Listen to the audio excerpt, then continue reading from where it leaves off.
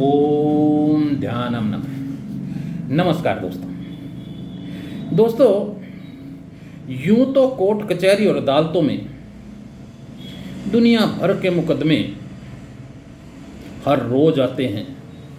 मियाँ बीवी का झगड़ा, पड़ोसियों का आपस में विवाद, भाई भाई के मुकदमे, दुनिया भर के जर जोर और ज़मीन के मुकदमों से अदालत जो है भरी पड़ी रहती है। लेकिन एक बार एक अजीब किस्म का मुकदमा अदालत में आया, जिसे देख के न्यायाधीश भी हैरान रह गए और अदालत में मौजूद व्यक्ति भी इस मुकदमे को देख के बड़े हैरान हुए। वो मुकदमा ऐसे था कि एक बार एक 60 साल के व्यक्ति ने अपने 75 साल के वृद्ध और बुजुर्ग भाई पे मुकदमा किया। मुकदमे उन्होंने कहा कि मेरी माता जो कि लगभग 100 साल की है और मेरे बड़े भाई जिनकी उम्र 75 साल है और वो भी काफ़ी वृद्ध हो चुके हैं, बुजुर्ग हो चुके हैं, और वो मेरी माँ को अपने पास रखे हुए हैं, जबकि वो इतने बुजुर्ग हैं कि अपने देखभाल खुद से नहीं कर पाते, ठीक से नहीं कर पाते। तो माता का जो देखभाल उनके लिए बड़ी कठिन है। तो माता को जो है मेरे हिस्से में दिया जाए ताकि मैं उसकी सेवा कर सकूं। न्यायाधीश देख के बड़े चौंक जाते हैं कि भाई ऐसे इस ज़माने में ऐसे भाई। तो न्यायाधीश भी घबरा जाते हैं कि भैया अब कैसे कहूँ कि भी इनको बड़े भाई को कि छोटे भाई को आप अपनी माता को दे दें। तो वो दोनों भाइयों को अदालत में बुलाते हैं और कहते हैं कि भाई ये आपका मुकदमा तो बड़ा ही विचित्र है, टिपिकल है, लेकिन इसमें तो बड़े भाई की रजा के बगैर तो छोटे को नहीं दे सकते। जो छोटा भाई कहता है कि नहीं जी, देखिए मैं 60 साल तक घर से इसलिए बाहर रहा क्योंकि मैं नौकरी करता था और तकरीबन मेरी जो है पोस्टिंग जो है वो बाहर की रही और मैं अपनी माँ को अपने साथ नहीं रख पाया, इसलिए माता जो है मेरी बड़े भाई के पास रहती थी। अब मैं रिटायर हो गया हूँ, अब मेरा फ़र्ज बनता है कि मेरे पास मेरा बेटा है, बहू है, मेरी माँ भी मेरे साथ रहे। वो जो 75 साल का जो बड़ा भाई था, उन्होंने कहा जी ये तो हो ही नहीं सकता, मैं अपने स्वर्ग को मैं ऐसे कैसे किसी को दे दूँ। तो बड़ी ही विचित्र वहाँ एक स्थिति बन जाती है कि दोनों भाई अपनी अपनी शर्त पे अड़े रहते हैं और जो है दोनों भाई जो है अपने फैसले पे एकदम अटल रहते हैं और पीछे हटने को तैयार नहीं होते। न्यायाधीश बड़ा सोच के विचार करके उन्हें बोलता है कि भाई ऐसा करो, आप 15 दिन माता को आप रखना और 15 दिन जो बड़ा भाई रखेगा और 15 दिन छोटा भाई रखेगा। लेकिन ये बात भी दोनों भाइयों को मंजूर नहीं हुई। वो कहेंगे नहीं जी ऐसा नहीं हो सकता, मैं तो दोनों भाई जी मैं ही रखूँगा, जो है 15 दिन क्या मैं सदा के लिए अपने पास रखूँगा। तो फिर बड़ी समस्या हो जाती है। वहाँ बैठे लोग भी बड़े हैरान हो जाते हैं कि अब क्या फैसला उनको सुनाएं।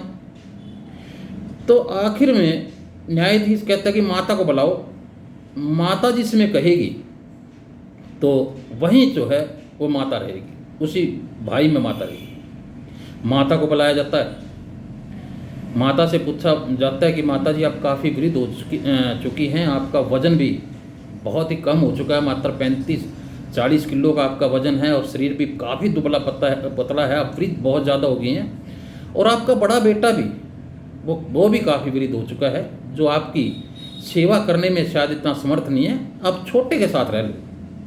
तो माता कहने लगी जी देखो जी, मेरे लिए तो दोनों के दो बराबर हैं और मैं किसी एक में रह के दूसरे का दिल नहीं दुखाना चाहती। तो ये तो जज साहब आप ही फैसला करें, न्यायाधीश आप हैं कि मुझे क्या करना चाहिए। अब न्यायाधीश जो है जज फिर टेंशन में पड़ जाता है कि अब क्या करा जाए। तो काफ़ी बहस के बाद जज ये फैसला देता है, न्यायाधीश ये फैसला देता है कि बड़ा भाई जो है वो काफ़ी बुजुर्ग हो गया है, इसमें कोई दो राय नहीं है कि वो अपनी खुद की देखभाल में भी अब सक्षम नहीं है, तो माता की देखभाल करना थोड़ा उसके लिए कठिन है। तो छोटे भाई को जो है माता को सुपुर्द कर दिया जाता है और ये फैसला के ऊपर मोहर लगा दी जाती है ये देख के बड़ा भाई छोटे भाई को गले लगा के बहुत रोता है कि आज भैया आपने मेरा स्वर्ग जो है आपने ले लिया, कोई बात नहीं, माता तो आपकी भी है। और ये जो खूब ज़ोर से रोने लगते हैं। ये देख के न्यायाधीश के वहाँ जितने लोग थे वो सारों की आंखें जो है नम हो जाती हैं, आंखों में आंसू आ जाते हैं। तो दोस्तों देखिए, ये एक बड़ी विचित्र घटना है जहाँ हम अपने भाइयों से, माँ बाप से हमेशा मुकदमेबाजी, आगे निकलने की होड़ में रहते हैं।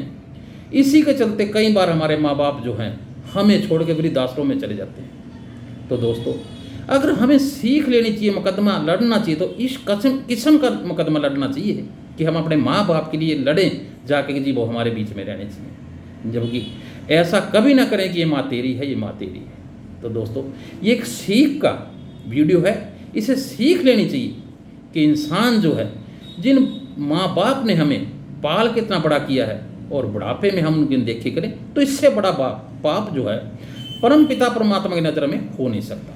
ये एक बड़ा घिनौना अपराध है। दोस्तों अपने माँ बाप का ख्याल रखिए, वो आपकी धरोहर हैं, उन्हीं की वजह से आपका जन्म जो है इस धरती पे हुआ है, और वो ना होते तो शायद आप इस धरती पे ना होते। और आपके बच्चे भी तभी आपकी कदर करेंगे जब आप अपने माँ बाप की कदर करेंगे। तो दोस्तों बुजुर्गों को जिनकी उम्र 70-80 साल की हो चुकी है, उन्हें बहुत ज़्यादा ज़रूरत होती है हमारी, यानी उनको हमारे साथ की इतनी हमें तो एक बार अगर उनको दिन में एक बार भी पैरों को उनके हाथ लगा दें तो दोस्तों पूरा दिन बैठे स्वाय आशीर्वाद देने के और कोई काम नहीं करते। तो बुजुर्ग तो घर की वो वट वृक्ष होते हैं जिनकी छाया हमेशा ठंडी और सुकून देने वाली होती है। तो कभी भी अपने माँ बाप को, अपने दादा दादी को अपने से दूर मत कीजिए, अपने साथ रखिए। आप साथ रखेंगे, दुनिया भी आपको कहेगी बहुत अच्छे इंसान है, भी अपने पूरे परिवार को संभाले हुए हैं। अगर आप उनको अपने से अलग करते हैं तो लोग बाग भी आपकी हंसी उड़ाएंगे, आपका उपहास करेंगे कि आप जैसे घटिया इंसान कोई हो नहीं सकता जिन्होंने अपने माँ बाप को वृद्धाश्रम में रखा हुआ है। तो दोस्तों ये एक छोटा सा वीडियो मैंने सीख के लिए बनाया है कि जहाँ परम पिता परमात्मा में अपनी आस्था जोड़े रखते हैं तो अपने माँ बाप में भी अपनी आस्था जोड़िए। वो भी दूसरे परम पिता परमात्मा ही हैं, क्योंकि उन्हीं के द्वारा ही हमारा जन्म हुआ है और हम इस काबिल हुए हैं कि हम उस ईश्वर को याद कर सकें, उस परमात्मा को याद कर सकें। तो दोस्तों यही एक रास्ता है, यानी बुजुर्गों की सेवा उस परमपिता परमात्मा की सेवा है। तो दोस्तों ये मेरा वीडियो एक सीख के लिए था। वीडियो अच्छा लगे तो लाइक और शेयर जरूर करना। जो साथी नए हैं चैनल को सब्सक्राइब जरूर कर लें, खुद भी देखिएगा, दोस्तों को भी दिखाइएगा। तो दोस्तों इसी के साथ आपका दिन शुभ हो। ओम ध्यानम। मिलते हैं किसी नए वीडियो में।